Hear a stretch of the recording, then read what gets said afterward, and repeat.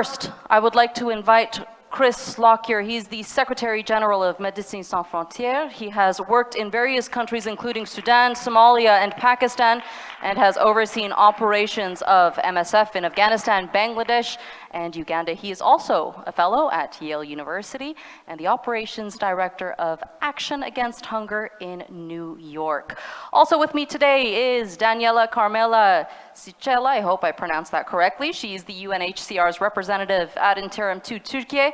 She has had a long history of working for the UNHCR, including in management positions in Asia, Africa, Europe, and the Middle East. And she's also an attorney to the Supreme Court of Justice in Italy. Thank you so much for being with us today.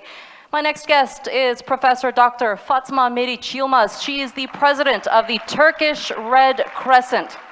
Before her appointment at the Turkish Red Crescent, she served under various roles in the medical field, including as an assistant clinic chief at the Ankara Research Hospital and deputy undersecretary of the Ministry of Health. And she currently continues to teach students at Yıldırım Beyazıt University, and she's actively involved in scientific committees such as TÜBİTAK. And I would now like to invite Michael Spindelegger. He's the Director General of the International Center for Migration Policy Development. He has extensive experience in international relations, as he previously served as the Foreign Minister and the Minister of Finance in Austria. Thank you so much for being with us today. And last but not least, award-winning Scottish politician and former member of the SNP, Tasmina Ahmed Sheikh, joins us today. She's the first woman of color to be elected to the House of Commons in Scottish history. She currently works in the media sector as a producer and a presenter, while also maintaining her role as a columnist at the national paper. It's a pleasure to be in the presence of each and every one of you. I appreciate it. Now, with every big crisis, whether it's man-made or results from natural causes, we witness humanitarian repercussions. And the response, which often depends on the geography and the politics of the country that it's occurring in, the response is, of course, crucial. So before we delve into the different examples of what we've seen unfold in the world in recent time, I want to find out what the main steps are in responding to various crises around the world. So I want to bring in Professor Fatma first. Let me start with you. How does the Turkish Red Crescent conduct its operations around the world when they see different crises unfolding in different parts of the globe? Actually, today, our world faces both natural and man-made disasters. The nature, size, and frequency of these disasters have been increased day by day. When we look at the different factors which cause these disasters, environmental factors, degradation, climate change, and globalization cause flash floods, epidemics, droughts, and also man-made disasters. If we move to the Turkish Red Crescent response, we are a part of a IFRC, Red Cross, Red Crescent movement. Of course, this gives us a unique structure because we have partners in every country across the globe. And each of these national societies has countrywide coverage. This gives us a unique structure in localizing our response. For instance, we could reach Libya and deliver aid to Derna during the collapse of a dam in cooperation with Libyan Red Cross. But when we think about the global response, we can say that we have a very complex environment with the increase of natural and human-made disasters. And in such a complex environment, agencies cannot respond and prepare to crisis alone. So coordination among agencies is crucial to achieve collective impact and complementarity. Due to layered characteristics of disasters, we need to blend diverse approach to address various needs. So with the extensive work of the Red Crescent and Red Cross societies, besides international and national NGOs, private companies, governments, we all work collaboratively to act to the crisis, I might say. Right, I'm definitely going to touch on that later on in the discussion, because I think that collaboration is crucial in finding resolutions to various crises that we face across the world. But there is one humanitarian catastrophe that has had an impact on millions of people across the world, if not literally, at least mentally. The situation unfolding in Gaza is extremely, extremely concerning. There are so many elements to the conflict in Gaza, and a lot of them are humanitarian. They directly affect the lives of the people on the ground there, trying to make it to the end of the day. Now, one of the most important people tending to the crisis are doctors, Chris. And they're working under unimaginable conditions there, with little to no aid entering the Gaza Strip, and essentially a collapsing health system. They have no resources to tend to the patients that come to them, begging for help, begging for them to tend to their wounds. We know that pregnant women have had to have C-sections without anesthesia. Same situation for children, men and women who have had to have their legs and limbs amputated with no anesthesia. Just give us some insight into what we're seeing happen in Gaza and the role that the doctors are playing there on the ground. Thanks. I think you've hit on a number of the main elements of what we're seeing in Gaza, but I think what we see unfolding before our eyes is truly horrendous, and it's a struggle to put words to give an accurate picture. Some of the things that our teams have been experiencing over the last few days. So I've got some figures that we've got directly from the ground. So the Al-Aqsa Hospital, which is a hospital in Khan Yunis area, which has become fairly infamous over the last few days. In the first 7 days after the truce finished, we received 1,150 patients in the emergency alone. 350 of those were dead on arrival. On the 6th of December, and this is a pretty chilling statistic, we received more dead patients than alive patients. So really, it goes beyond the impact on the health system. The context in which this is happening was one in which there was already a vulnerable health system, which there was already a struggling economy, there was already a weak job market. From my perspective, working for a medical organization, hospitals and healthcare is one of the fundamental elements, the root foundational elements of a society, and we see that is being destroyed in front of our eyes. The indiscriminate bombardment is making it virtually impossible for our teams to work. We see the figures of trucks coming in through the Rafah crossing, and for me, one of the key misconceptions when it comes to delivering humanitarian assistance is that it can be measured in terms of trucks, in terms of tons of aid, in terms of aeroplanes. It's quality and quantity, isn't it? It's about people helping people, and fundamentally, we are in a situation where we have around 250 Palestinian staff who are continuing to try and work, and some of them continue to try and flee. We've managed to get a handful of international staff in to support them since mid-November. But really, the act of humanitarian assistance at the moment is performative. The needs that we're seeing, or what we can do to assist compared to the scale of the needs that we're seeing, is off the scale. It's basically an illusion.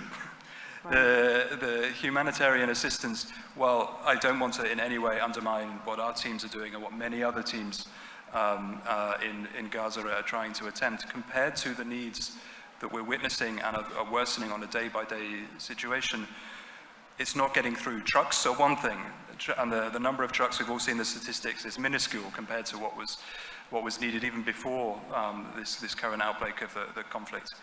But our ability to be able to safely treat patients, to touch people, to be able to provide the basic healthcare, let alone the high quality surgical trauma-orientated healthcare that is so drastically needed, is very, very thin. It's hanging by a very, very thin thread to be able to continue to maintain people on the ground. It's an incredibly dangerous place to work where the needs are incredibly, incredibly high. And so it's a real signal, not just in terms of testing humanitarian assistance globally, but it's a real challenge to the world. Right, well, as we speak, in this very moment, thousands of people are being forcefully displaced from their homes, and I want to share some news that I found out a couple of days ago. Our correspondent, Nizar Sadawi, you might have seen him on TRT World Screens. He's been tirelessly reporting from the Gaza Strip. He's a Palestinian. He managed to get his family across the border in Rafah. They came to Istanbul safely. They were put into a hotel, and a couple of hours later, his mother passed away.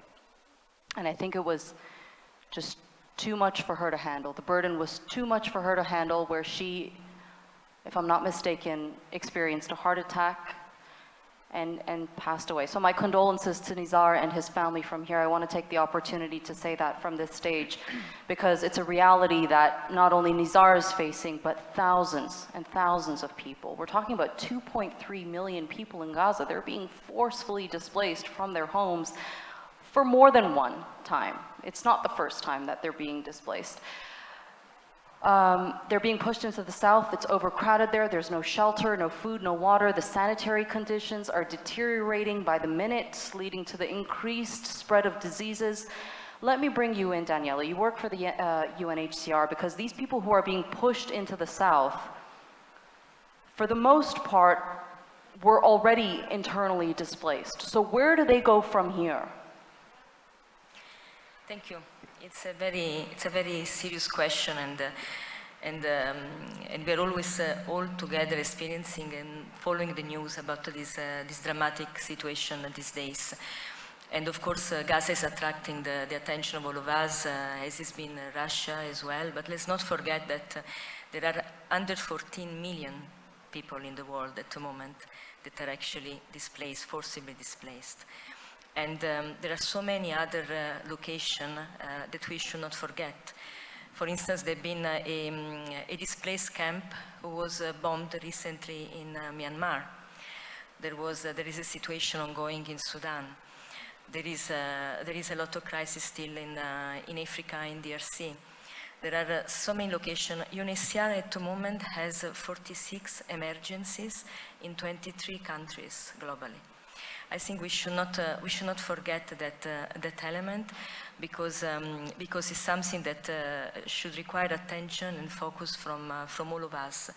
To focus, of course, on the most critical tragedies that we are watching every day, but keeping in mind that unfortunately a lot of these crises are not in the highlights also, and this is something that we need to look at all together. And as it has been also mentioned earlier by the panelists before me, we need to also look into the role of the humanitarians. Humanitarians are there normally where the dangers are. We as United Nations, we lost a lot of colleagues during this crisis in Gaza, as a lot of doctors also passed away. So we should not forget these elements. And probably now more than ever, it is important humanitarian action. It's important it needs to be strong, humanitarian activities. Something that is not going to be easy, because there are more and more crises around the world. Unfortunately, there are more and more politics also, and we need to try to move from politics to people. The Minister of Family and Social Service said something important in her opening remarks when she was talking about men, women, children, which is actually a way of giving a face to the statistics, which is important to focus in order to find a way all together in moments in which there is not much hope, to find the collective strength all together to try to renew and to address the situation, try to revert the trends that unfortunately we are seeing more and more in these days. Right, the statistics that you're mentioning are crucial. They're crucial for context. You said 46 emergencies in 26 countries. 23 countries. 23 countries. So 46 emergencies in 23 countries, 14 million people. 114 million. 114 million people are facing the devastating reality of displacement. I mean, Michael, let me bring you in here at this point, because she mentioned the political aspects of it and that there needs to be collaboration to find solutions to these sort of crises. Displaced people, 114 million across the world, 46 emergencies, 23 countries. What do you make of that? Thank you very much. Of course, before answering your question, I just wanted to express our gratitude. We are invited here to TRT Forum, and this is really an amazing event. Thank you very much for that. Thank you. But anyhow, I think this is a very serious question. What to do in general? How to develop everything what is ongoing? We are facing, there have been initiatives, so many over the past years, but we could not really bring a good solution to it. And I think this is really hard working. But there are some ideas that comes up just to overcome these inequalities and to look for perspectives for especially young people in the different countries. And I just would like to name some of them.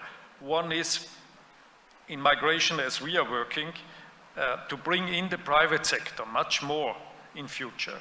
This brings you, of course, to a different level, because private sector can really invent some workplaces, sustainable workplaces in the countries of origin.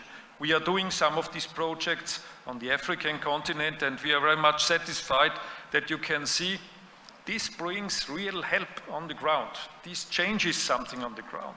Second idea is about more and more initiatives for legal pathways. So many migrants are going in an irregular way to end somewhere, and we know all about these journeys and how they feel if they arrive in the countries of destination, procedures ongoing, and so on.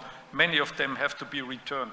So legal pathways give an alternative, and to create more jobs where you can also find young people, especially of countries of origin, that bring some skills, and you can of course train them also in the country of origin. That is something.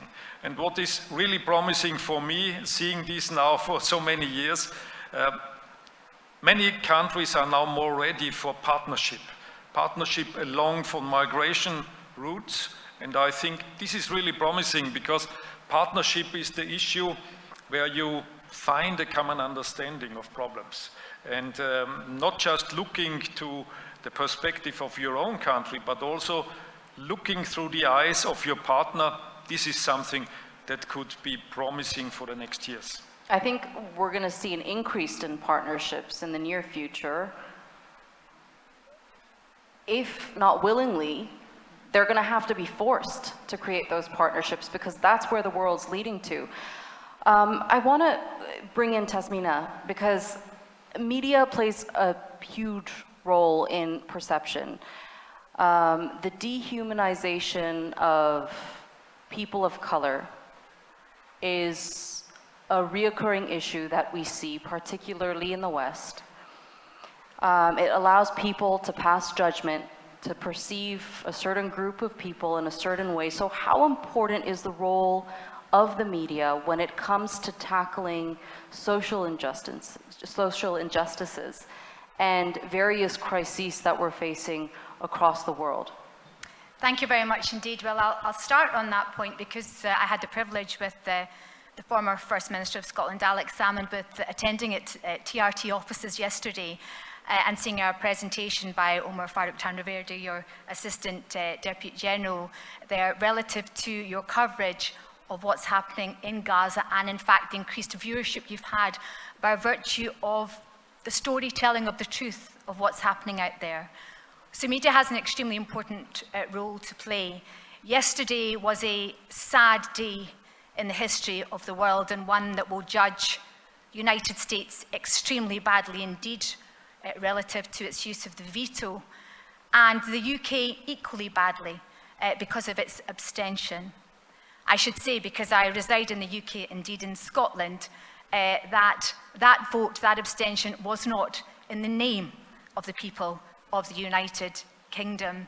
In fact, the United Kingdom government seemed to have lost the domestic room relative to this issue, the international room, and its moral compass entirely relative to the loss of life that we see before our very eyes. And I've heard it mentioned by the President yesterday, and indeed by Her Excellency the Minister just earlier in her opening remarks, that the world is indeed bigger than 5, and we have to look at reform or some overriding mechanism at the Security Council when in situations such as these it cannot possibly be right or just or human that 13 countries can vote for a ceasefire to save lives and one country can veto that ceasefire. So we have to look to that, to the future, and we have to ensure that we tell the story in a way that people understand. And I think the greatest role media can play is in the human interest element of things. The story you articulated yourself of a fellow journalist and the loss of his mother, these are stories that people understand, and increasingly, as people, Daniela made the point, we need to move from politicians to talk to people.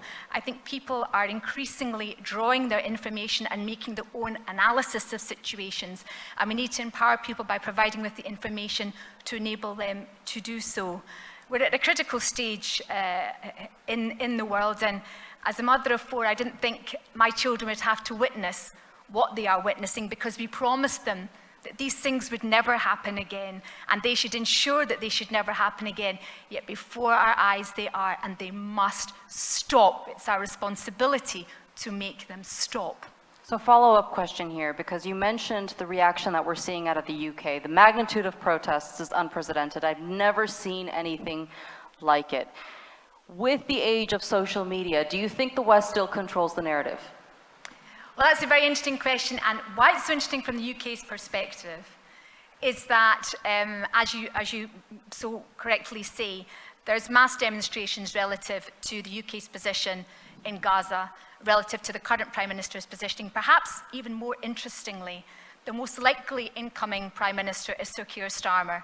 And just a couple of days ago, he was travelling on a train from London to Glasgow and was indeed encountered on that train and asked questions suggesting he had blood in his hands. And then when he got off at the train station, he was surrounded by hundreds of people of Scotland saying, "What are you doing? You do not speak for us."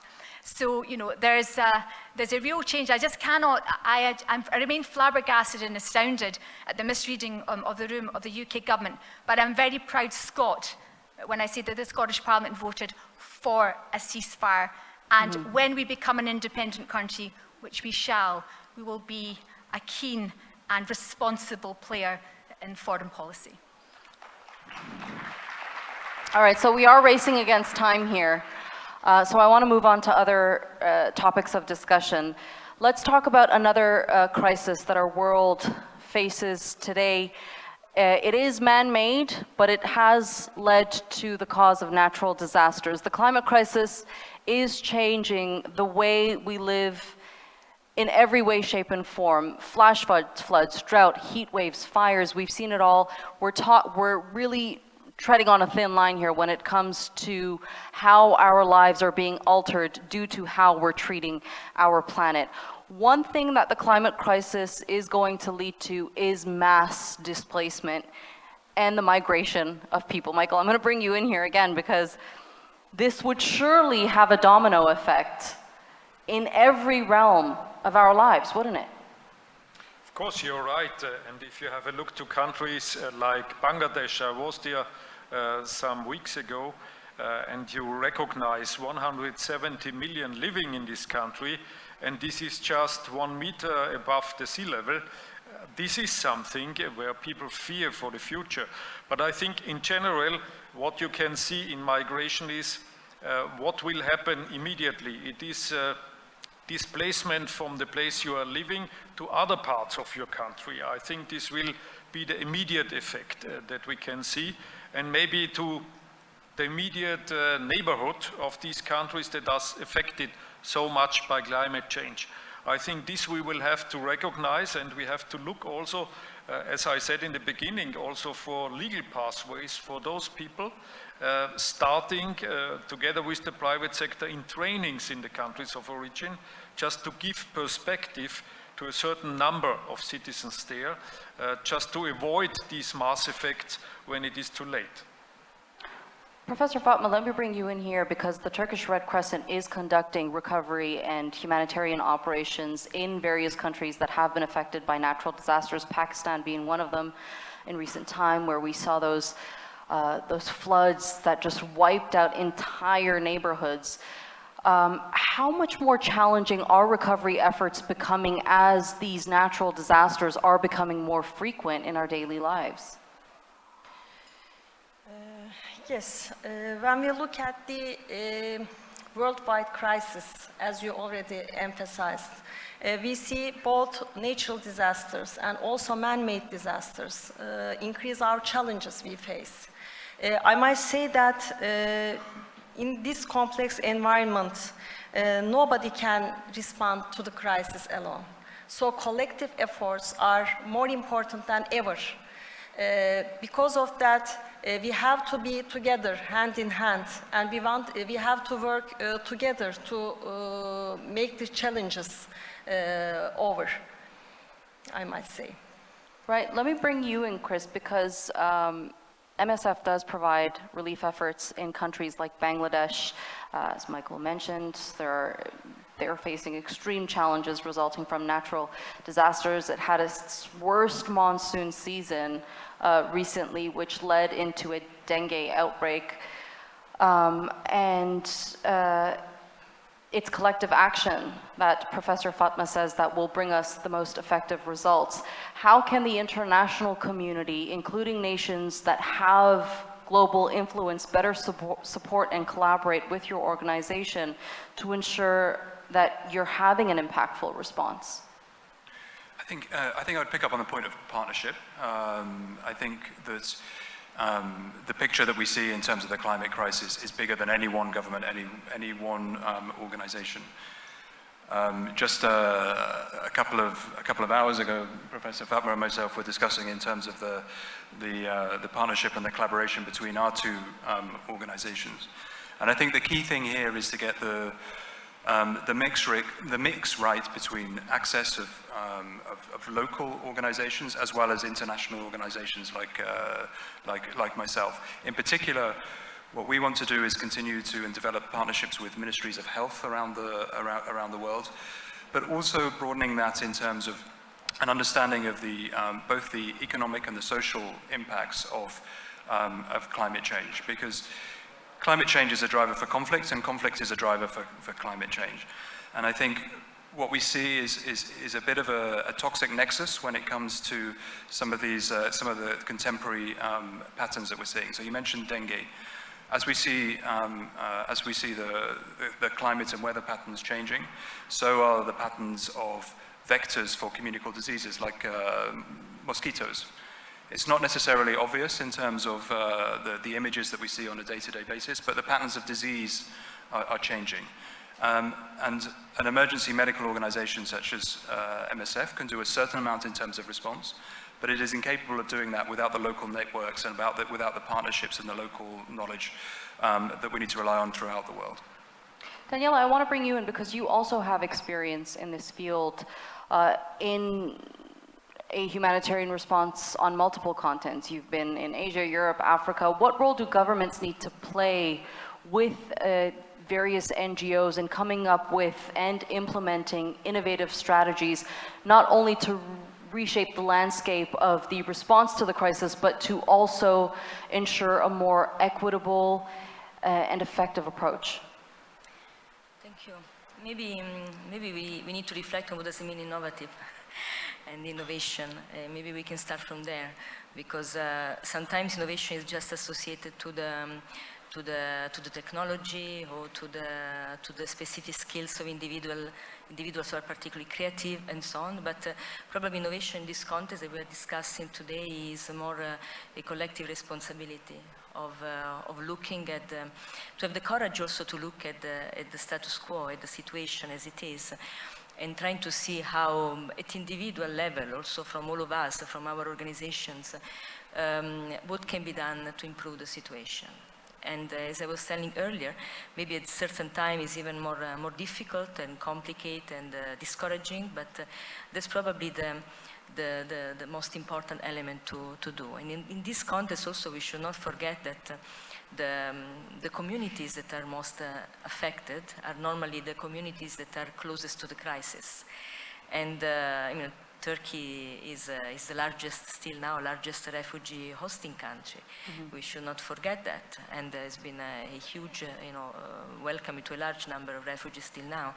But the same is happening everywhere. If you see where the Asian refugees are hosted are primarily in Asia, where those that are forcibly displaced in Africa are principal there. So, as it was mentioned also by other panelists, we need to look into maybe beyond the traditional stakeholders, the traditional actors, and to engage much more other entities that are normally engaged with the humanitarian crisis, financial institutions, private sectors, and anybody else.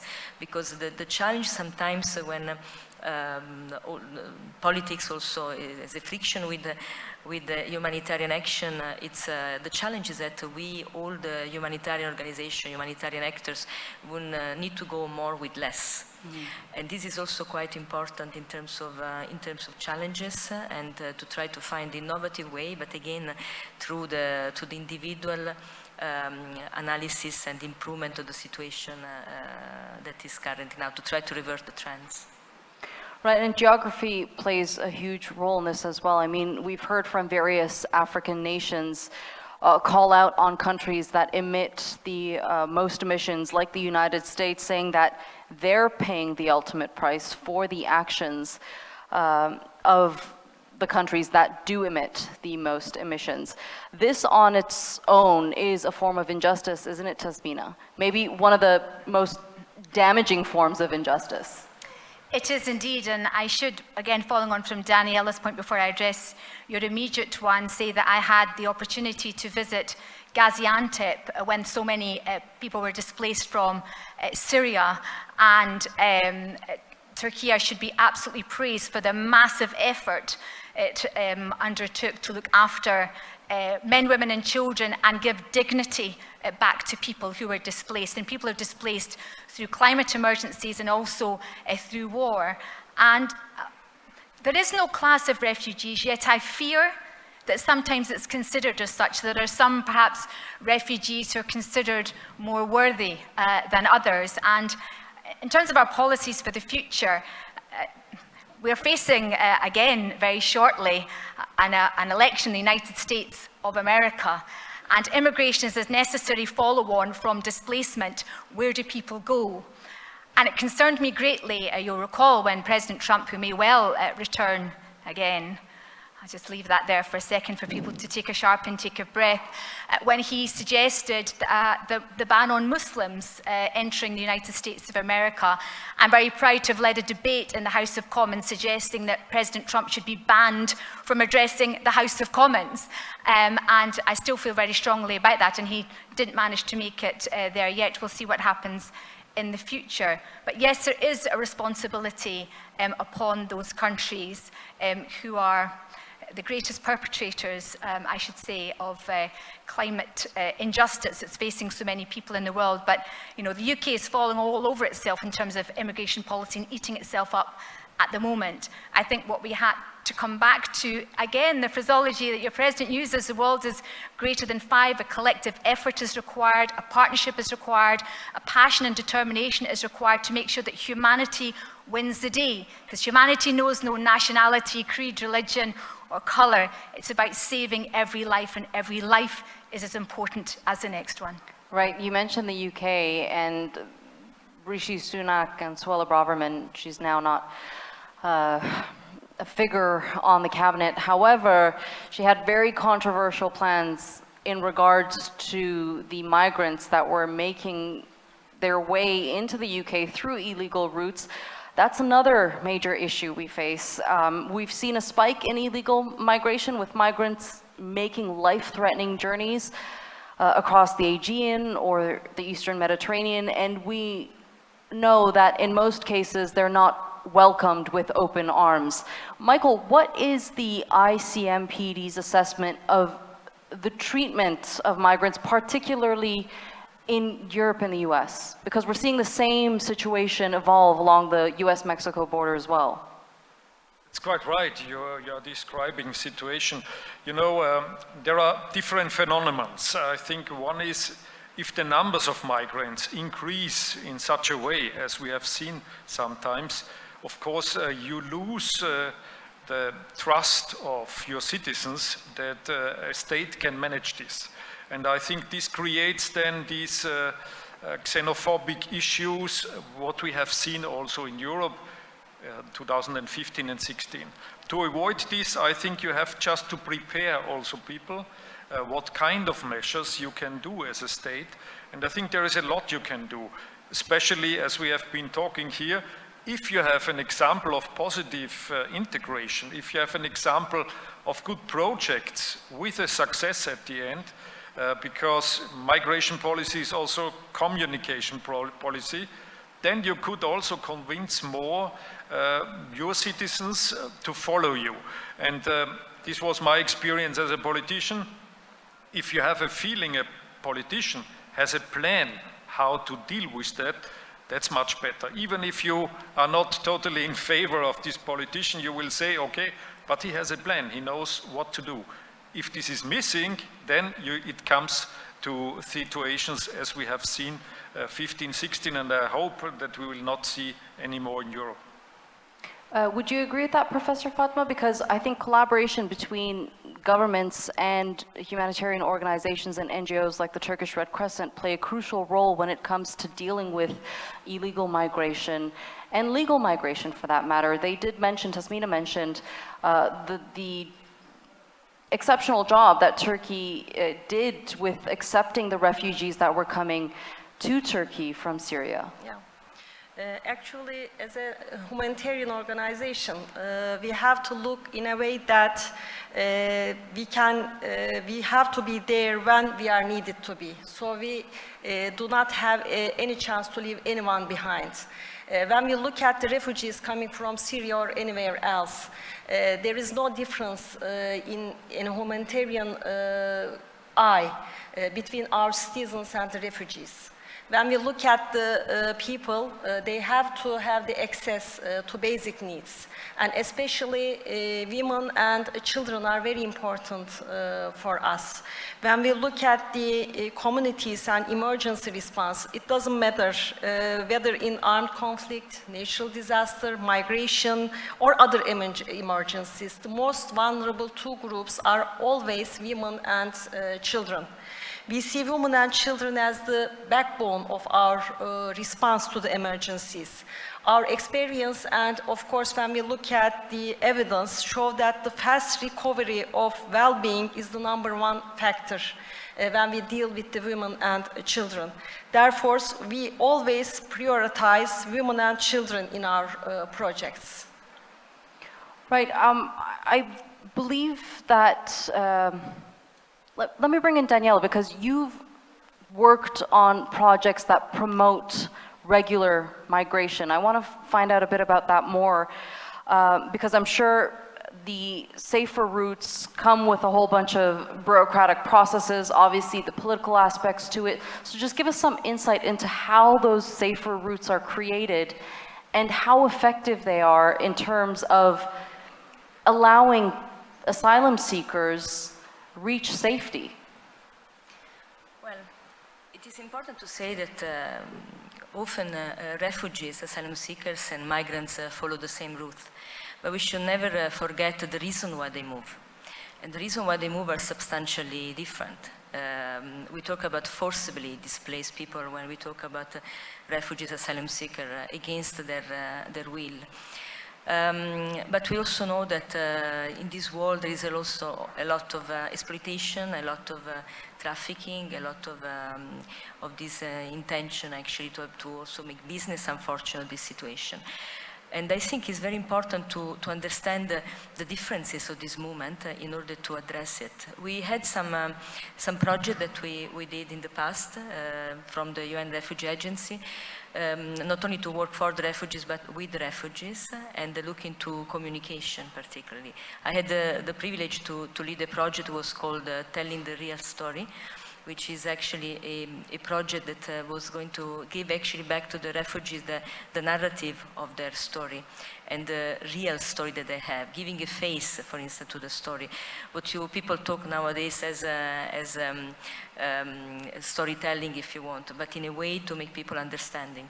And I have to say that probably one of the biggest success that I always find emblematic in this project was when, after we had engaged the refugee community, the diaspora, we had trained refugees to prepare content, to become journalists, also filmmakers, and all these issues.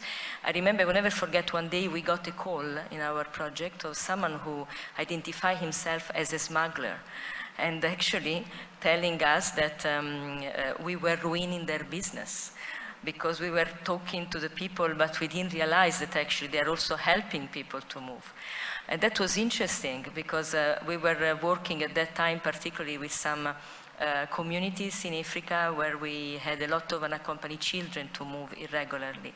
And so talking and the community talking with each other, so refugees talking to refugees, intra-community communication, that's actually is the key to also see how to trust the information, because unfortunately there is a lot of misinformation also that goes along, and how we can ensure that there is a trust information, not only reliable information.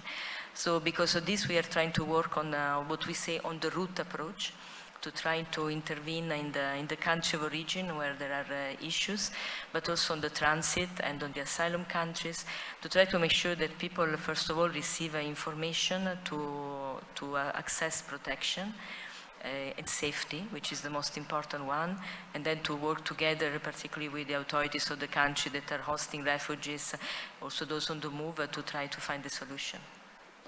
Oftentimes when we speak with representatives of humanitarian organizations, they ask us, and this happens a lot when I have them on air to talk to them about a certain issue.